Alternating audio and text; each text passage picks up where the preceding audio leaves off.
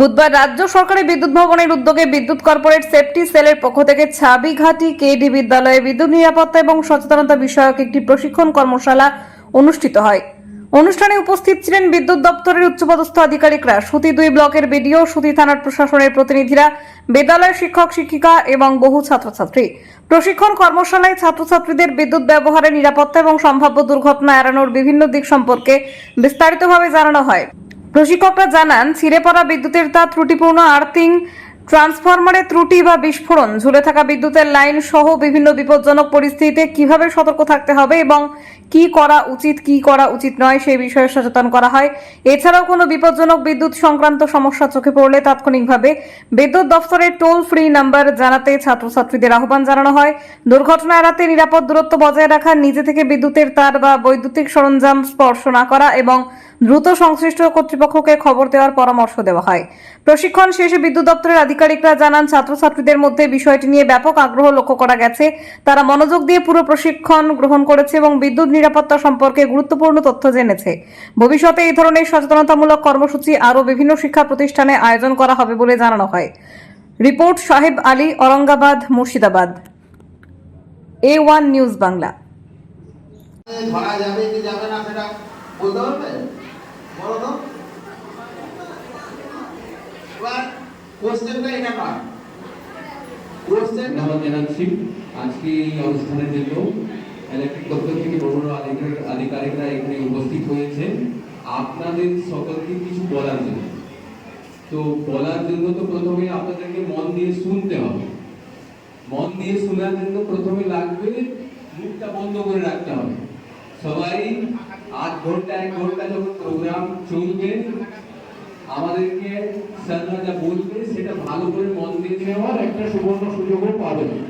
আমরা অনেক দূর থেকে এসেছি, সেই কলকাতা থেকে আজকে সকালে এসে তোমাদের অ্যাওয়ারনেস করার জন্যই আসা। তো তোমরা যদি কিছু জিনিস এখান থেকে শিখে যেতে পারো আমাদের সেটাই প্রাপ্তি হবে। এখানে অনেকগুলো পোস্টার তোমরা দেখেছো, আমরা জানি না যে তোমরা কতটা সচেতন ভাবে দেখেছো। তোমাদের আশেপাশে দেখো দেওয়ালে দেওয়ালে বিভিন্ন রকম। হ্যাঁ, আজকে আমরা এখানে আমাদের কর্পোরেট সেফটি সেল বিদ্যুৎ ভবন থেকে এসেছি।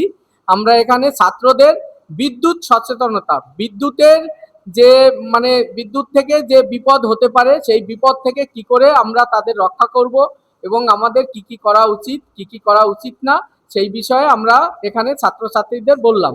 এখানে ছাত্রছাত্রীদের ভিতরে আমরা একটা আগ্রহ দেখতে পেলাম, তারা সবকিছু অনেক কিছু শিখলো।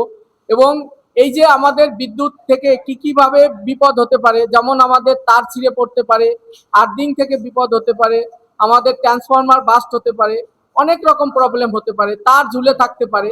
যে এই সমস্যাগুলো থেকে তাদেরকে আমাদের টোল ফ্রি নাম্বারে জানাতে হবে, তারা এর থেকে কিভাবে বাঁচবে সেই উপায়গুলো আমরা তাদের বুঝালাম এবং তাদের ভবিষ্যতে যাতে কোনো রকম অ্যাক্সিডেন্ট না হয় সেই বিষয়ে আমরা তাদের জানালাম সবকিছু।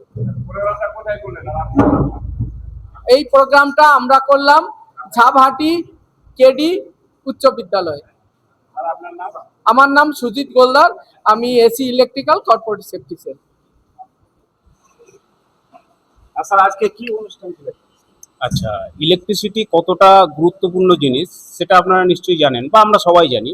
এবং তার সাথে সাথে ইলেকট্রিসিটিকে যদি আমরা অসতর্কভাবে ব্যবহার করি তাহলে কি ধরনের ভয়ঙ্কর বিপদের মুখে আমাদের পড়তে হয় বা সেটা আমরা সবাই জানি।